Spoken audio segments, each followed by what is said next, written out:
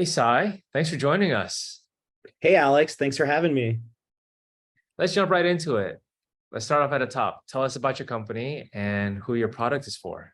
I'm building Mercoa. Mercoa is the accounts payable API for B2B management platforms and neobanks. We let these organizations offer their users AP automation that gives their users one place to manage and pay all of their bills and invoices.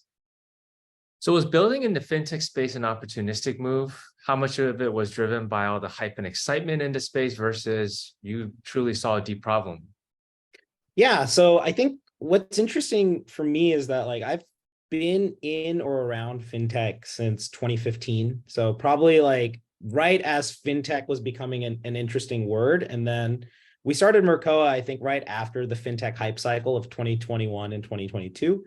And so I don't think for us building Mercoa was driven by hype. It was much more around my experience that I saw at Bill.com. And so I tried to build an internal version of Mercoa during my time there. And at the same time, we had billion-dollar companies coming to Bill asking for this feature, and we kept saying no to them. And so ultimately, I put two and two together and realized that there was a huge opportunity here and decided to go out and set out on our own. So, of all the problems you could work on, what is it about this problem that is particularly interesting to you? So there's a couple things. One, I've always been searching for a boring fintech problem to solve. I think a lot of this has been influenced by my early days working at a payroll company. But the thing that I find most interesting is when we talk to organizations, everyone thinks of bill pay as a feature that they want to offer to their customers. But to do it right, you really have to look at it as a system, and beyond just a core set of features. Bill pay or accounts payable has so many downstream and upstream impacts that you really have to take a systems first approach to it. What's your moat here? We hear a lot about people talking about moats in fintech and SaaS, et cetera. And there's always so I think it's really hard to really nail down. But how do you think about that for Mercoa? When you look at fintech products, almost anything can be in fintech can be built in-house. The question really becomes how much of the maintenance and overhead does an organization really want to take on to own this? And so for a lot of folks, sort of in the early days, they really want to outsource as much of this as possible while offering their customers some sort of up-leveled experience.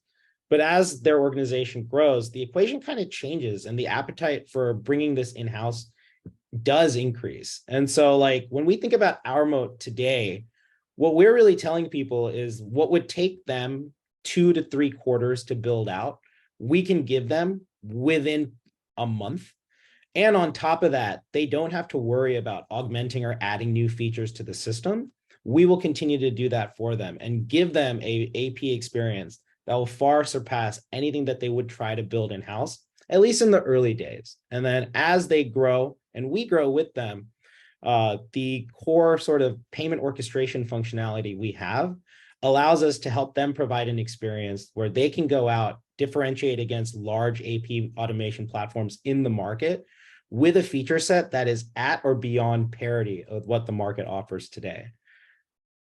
What makes you and your team the best at tackling this problem space? So I think there's a couple things. First, my co-founder and I, our backgrounds are kind of lend themselves to us being the best team. So I come from Bill.com. My co-founder worked at Stripe and at Google Cloud. The two of us have been building B2B products together for the last 10 years.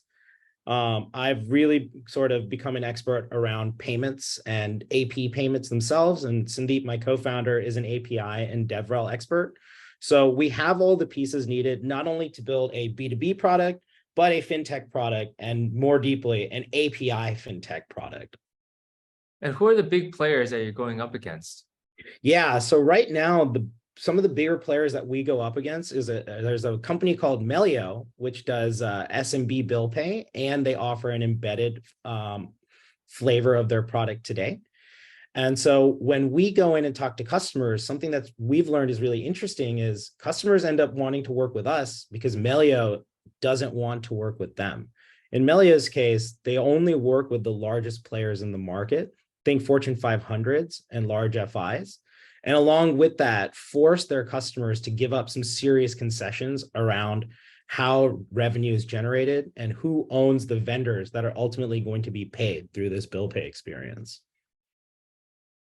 One of the great things about being in Silicon Valley is everyone's working on a startup. Everyone has these ideas, but also by nature of that you're going to run into people working in the same space as you, especially former coworkers.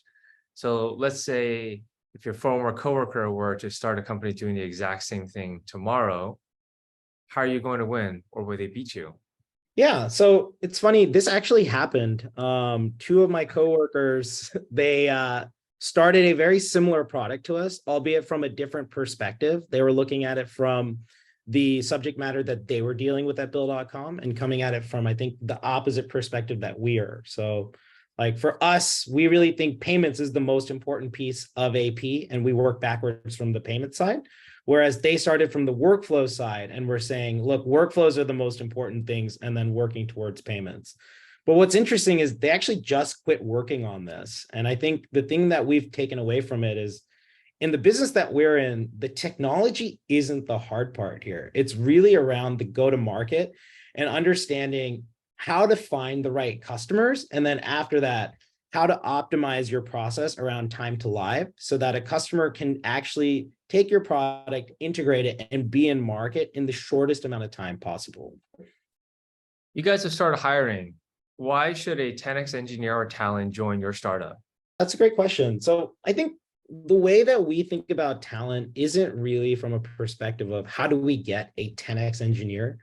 For us, we're really optimizing for people who are, you could say, 10x excited by the space that we work in. And so our founding engineer was a former accountant who felt the pains of a poorly optimized AP system. She actually ended up teaching herself how to code, spent years learning that, and then worked as an engineer at a large tech company that we won't name here until finding us and actually reaching out to us to see if there was an opportunity for her to join. And I think what we have found from that experience and our past experiences is that folks who fall in love with the problem space end up bringing their 10x self to work. And it really shows through in the level of thought they put towards the solution, the level of craftsmanship that they're bringing in as well, and their own internal desire to upskill themselves and continue driving value around the product.